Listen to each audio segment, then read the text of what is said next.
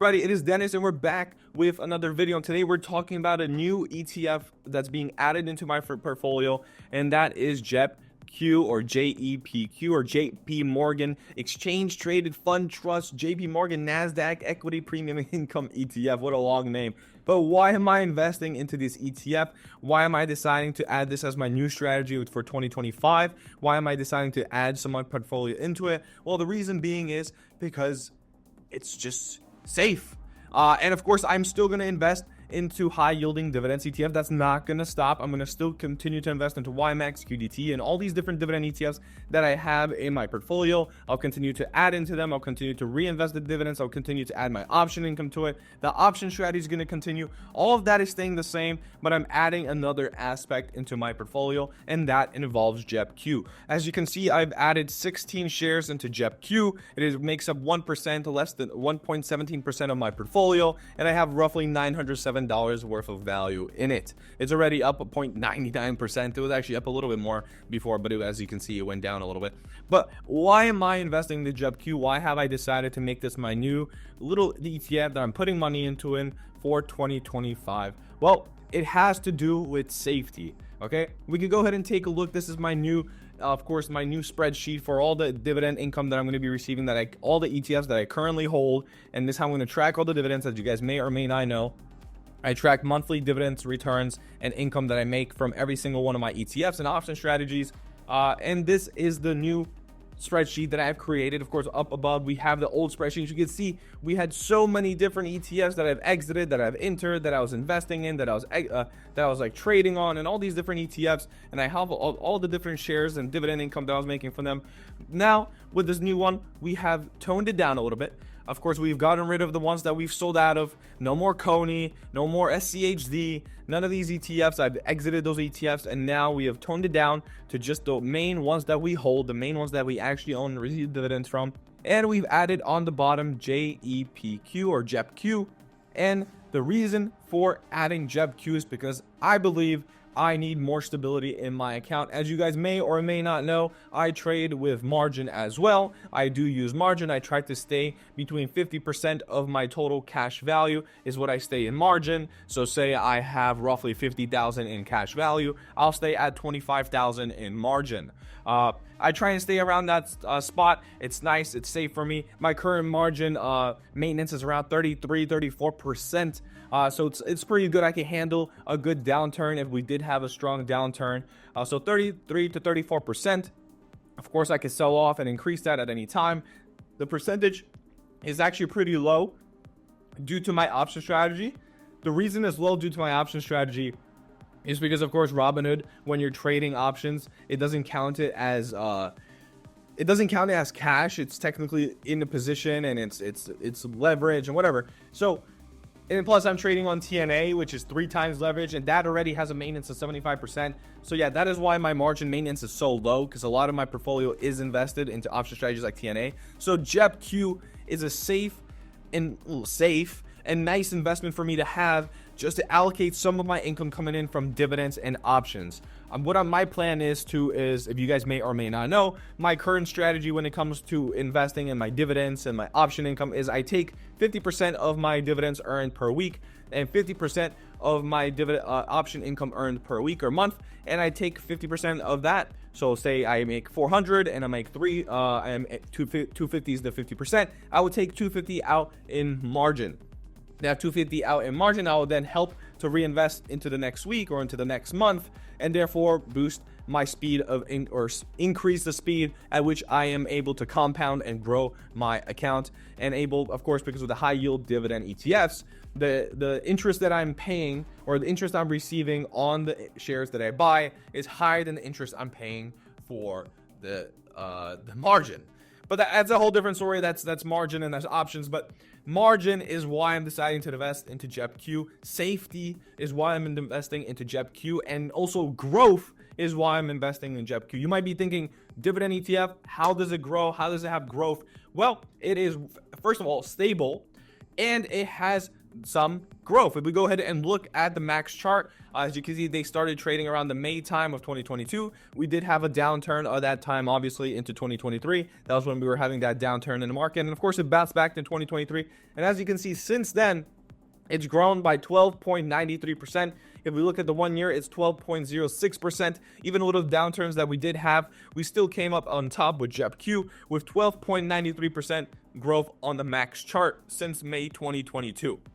In that time period, we've also been receiving dividends, with dividend yield being on average for the past year at 9.62%, and has a dividend growth of 8.83% on average since this past year. And the data we have from the past year. So we have good dividends, 10%. It's not bad. $1,000, that's what? $1,000 is $100. If you have $1,000 invested, that's $100 you're earning. If you have $1 million, of course, that's $100,000 that you're earning, right? So we're earning good income from this dividend ETF. It's okay. 10% is not high, but it's not low. And we have dividend growth as well. Meaning if I buy now and we continue to have dividend growth, those shares, those average cost on shares, not only will the value grow, but technically the dividends I receive on it will be higher as well, because the dividend is growing with the value of the ETF. Because 10% on a $56 stock is different than 10% on a $65 stock, right? So of course, with that, we're growing, we have growth, and that is why I'm deciding to invest into JEPQ for 2025 and beyond. I might even start investing into the JP Morgan, the Goldman Sachs one as well. I'm pretty sure it's GPIX. For the S&P one, I think it's GPIX. I might start investing into that one as well. The reason being is because they have decent growth. I don't need amazing growth. I have my option strategies for that. I have my option strategies that are able to give me crazy growth on that side of my portfolio. I also have my dividends, of course, that I reinvest, the high yielding dividends from Tesla, from AMZ, from YieldMax. Those are being reinvested, and those are technically share growth and also value growth if it is able to stay NAV stable.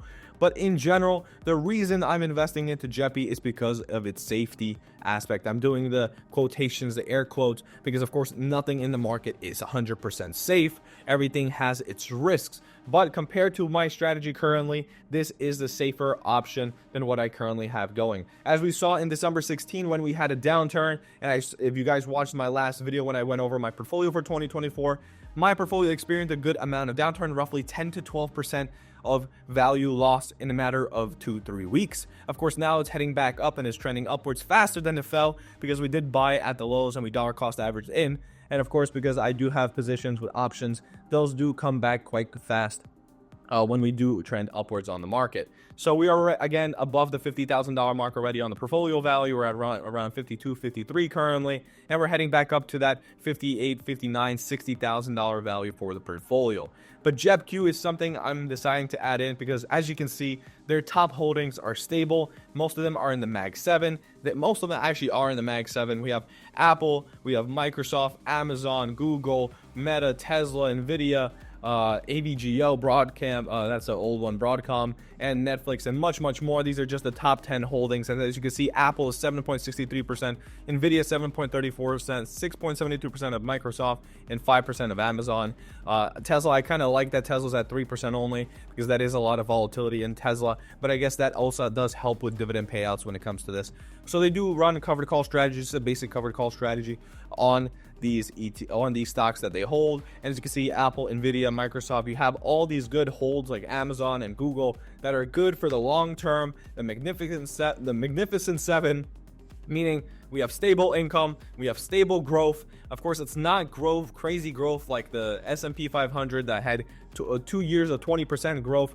We're not going to expect that from JEPQ, but we have decent growth. So if I'm able to allocate some income to that, and the way I'm allocating income into that is, of course, the 50% that I take out in margin, 25%. So like I said, $500, 250 is the margin, and then out of that 250, 125 will go into JEPQ. That 125 will be safe in JEPQ, safe in JEPQ, and therefore I will continue to allocate into that, and the other 125 will then assist me to grow and compound my account faster. And of course, if my dividend on the high yields increases faster and faster, week by week, month by month, I'm able to allocate more into JEPQ and continue allocating more and more and more into JEPQ and have JEPQ reinvest into itself, of course, with the 10% yield that it offers on the annual basis, and therefore have a safe position just in the case that we have another downturn. Say it's not 10% this time, say it's a 30% downturn in the market. I will have a safe position in JEPQ that allows me to buff up my margin, of course. So instead of having 34 and 35% margin, I can buff it up to 40, 45, 50% if I'm able to, as well as offer myself safe income in the case where YieldMax might not offer high income, Roundhill might not offer high income, or some situation happens where these ETFs are not able to provide the dividends they're providing, or they pause their dividends, or for whatever reason they might have. JEPQ will be there to provide dividends in the case of that. And hopefully with the growth of my portfolio, the growth in JEPQ position will also increase, and therefore the dividends that they offer will increase as well. Like I said, $1,000 will offer me $100 a year. If I'm able to boost that up over and over every single week and month, then I'm able to boost up how much dividends JEPQ pays to me, as well as how much growth I'm able to experience from JEPQ. You guys might be saying, why don't I just invest into the S&P 500 or into any other of these safe ETFs like the QQQs or the VOO? Well, I still want dividends. I still love dividends. I believe dividends are great to have because there's just constant income coming in, especially with JEPQ. JEPQ has the growth aspect. It's not crazy growth, but it's there, and we're able to have good dividends, 10% coming in from it, similar to what I get from RITM and I get from all of these different funds that I've been holding for years and years on end. They've been able to have growth, they've been able to hold their NAV, and they've paid me a decent dividend as well. So that is what I'm planning. Not planning, that's actually what I'm executing currently. So as you can see, I've added the shares, I bought into it. I actually bought when we had the big dip. If you go ahead and take a look, I bought this back in January 10th. So it's been a couple days since I bought. That was roughly around the bottom of the market, or the bottom that we experienced of the market. And therefore I bought it at a good price. As you can see, we're trending upwards already, even though the market had a little bit of a downturn today. But we're trending upwards already with JEPQ. We're going to be receiving our first dividend in February, and we're going to continue to reinvest into JEPQ so we could go ahead and continue to trade Tesla, AMZ, GUI, YieldMax, and all these crazy dividend ETFs, and continue to trade option strategies on TNA and S&P and all the different stocks and ETFs I decide to trade on if I find any good opportunities. But we'll still have JEPQ as a safety. It's always great to have some of your money allocated to something that stays stable in NAV, that has good dividend return, and continues to grow and grow over time. Especially with JEPQ, it's JP Morgan. It's been around for years. It's not going anywhere anytime soon, and you know it's going to be there, and it's going to be stable for years and years on end. And we don't know that with most of these dividend high yielding dividend companies and ETFs. So it's always great to have. So that is why I am choosing and why I'm investing into JP Morgan's JEPQ, why I'm allocating shares into that, why I'm starting off with 16, and we're going to continue to allocate more and more and more. So like I said, we're going to be receiving our dividends this week from AMZ, Apple, YieldMax, and QDTE. And those dividends I'm going to take out a margin on, and on that margin, I'm going to go ahead and allocate 25% of the 50 into JEPQ and continue to build my position in that. So I have safe positions that are able to keep my margin safety high, my margin maintenance high, able to keep that level of safety, and also provide me dividends in the meantime as well. As I said, I still am in love with dividends and high yielding dividend ETFs. I'm still trading option strategies because that's what I believe is most important. I believe your portfolio should be like a business. It should provide you income, not growth, theoretical growth, in that you have to sell your shares to then get that value. I rather get my income, use the income on what I want to use it on, and that is that. That is all. The only reason I'm using JEPQ is because it's able to keep itself stable on the NAV, and it's able to experience some growth, as we could see the 12% growth, and that is the only reason I'm going into JEPQ, is for the safety aspect of keeping my NAV stable and even experiencing some growth.